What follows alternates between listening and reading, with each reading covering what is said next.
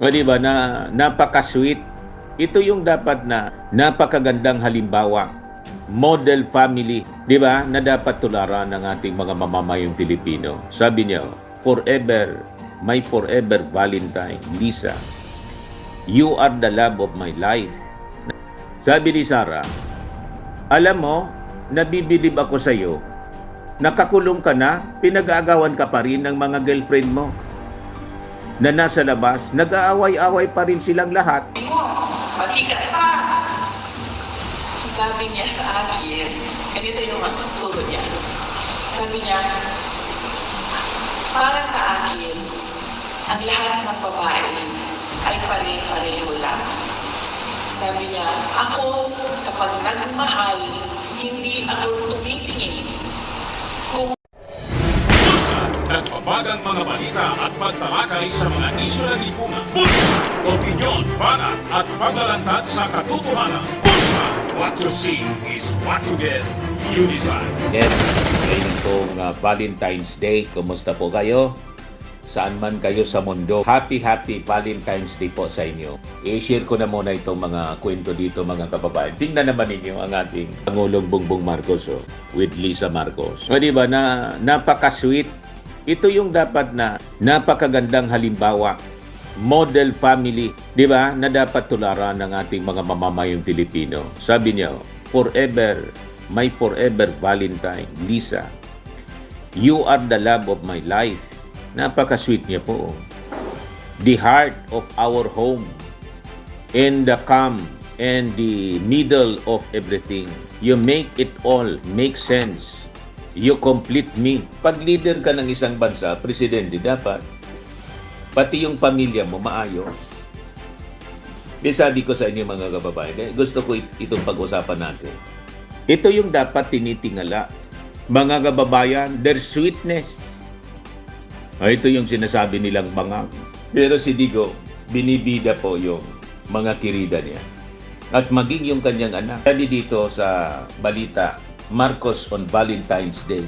Strong marriages built on friendship, bigayan. Di ba napakaganda?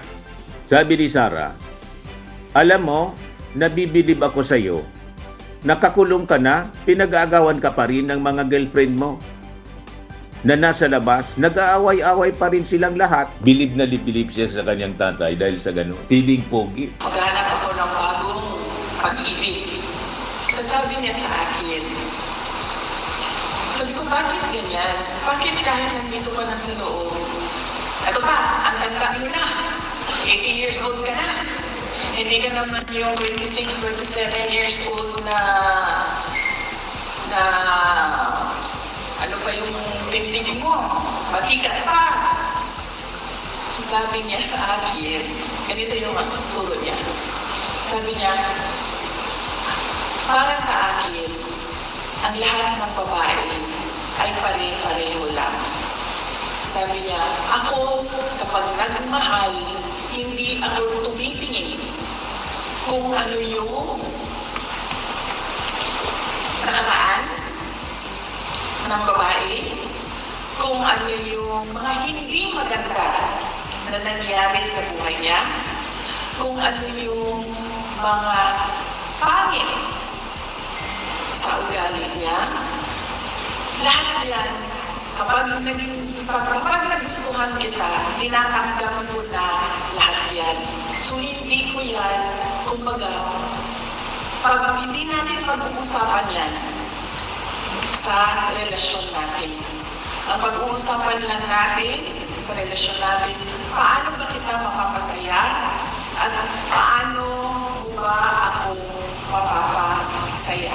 Lahat ng mga hindi magandang bagay, hindi na yan kasali at pag-uusapan sa relasyon natin. Kaya sabi niya, hindi man maganda yung mga nakaraan ng mga karamihan ng mga babae, wala na yan sa akin. Ang mahalaga sa akin, nagmamahalan tayong dalawa. Yun ang kanyang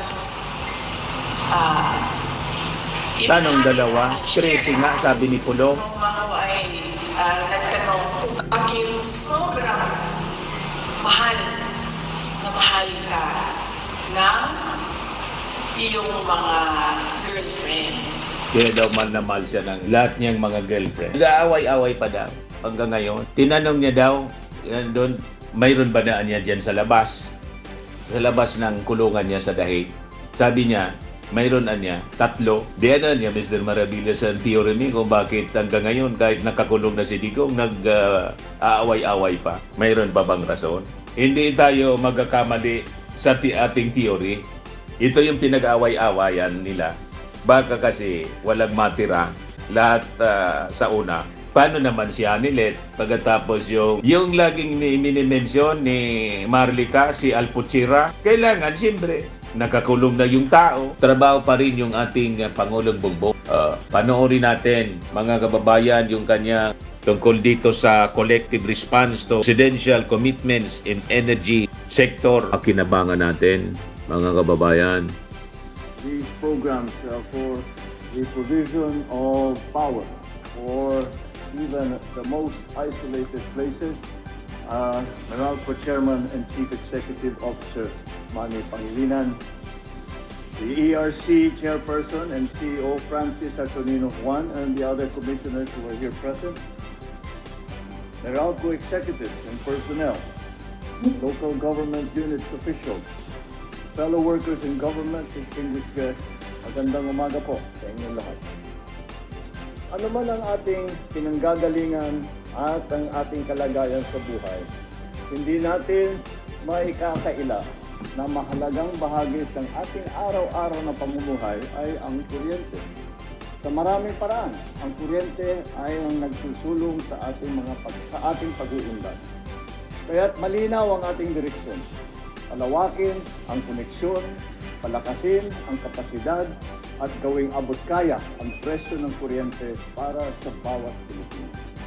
I am heartened to see that government and key stakeholders like Meralco continue to work in alleviating the burdens of our people. Marami sa ating mga kababayan, lalo na ang mga nasa liblib na lugar, ang nangangailangan ng mas abot kaya at maaasahang kuryente. Kapag may kuryente, may ilaw ang kaagapay, ang ating mga nanay na sa pagluluto, may liwanag na gagabay sa ating mga anak sa kanilang pag-aral, at may masasandalang lakas ang maliliit na mga negosyante. Alam po ninyo na noong isang taon, pinagtuunan ko talaga ang pansin itong lifeline rate na ating napapag-usapan. Sabi ko, ang tagal na nitong programang ito, ngunit bakit ang liit lamang ng bilang ng pamilya na nakikinabang dito? Ang sagot, masyadong masalimuot ang mga requirements. Mahirap ka na nga, kailangan mo pang patunayan na mahirap ka. Noong Nobyembre 2025, may higit 334,000 consumer na ang nakarehistro sa ilalim ng Lifeline Rate Subsidy Program or LRSP.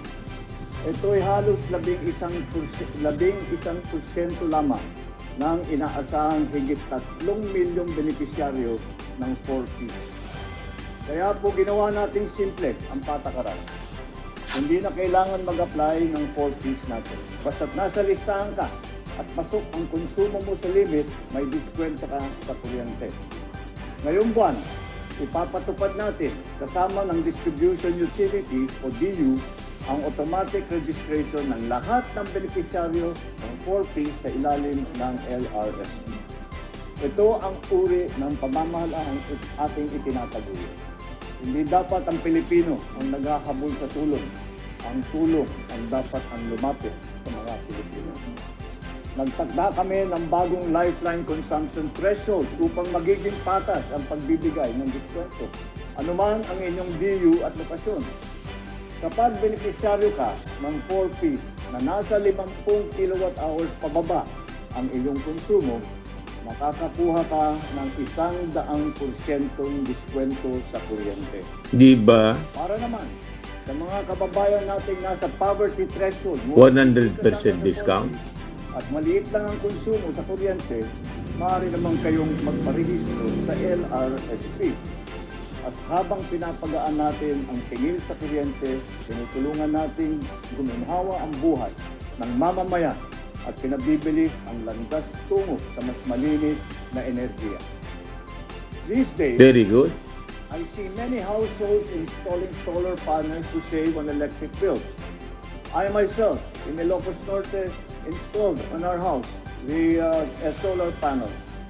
And what I learned based on personal experience was that it was very hard to sell excess electricity to the grid, only because the procedures were not in place. It was not because it was not an unwillingness of our electrical cooperatives to do it. It was simply because they didn't know what to do and how to go about it, what forms to fill, what arrangements to make, how to price the credit that on the electricity that you are putting back into the grid. This net metering program enables households now and businesses to install renewable energy systems such as solar panels and sell surplus electricity back to the grid, lowering their bills while contributing to the power supply. This program has been around for more than a decade, institutionalized under Republic Act number 9513 or the Renewable Energy Act. But the lack of clear rules and capacity building for electrical cooperatives makes it so frustrating to apply for net metering. Now, after sitting down with the Department of Energy and the ERC, we have found a way to make it easier for our people to participate in the net metering program. Upang mapadali pa ang proseso, nilagdaan ng DOE, DILG at DPWH ang Joint Memorandum Circular na nag-uutos sa mga lokal na pamahalaan na gumamit ng standardized application form at sumunod sa itinakdang turnaround time kapag kumpleto ang mga requirements. Kasabay nito, inutusan ng ERC ang mga DU na tapusin ang interconnection process sa loob ng 20 working days mula sa pagtanggap ng letter of interest.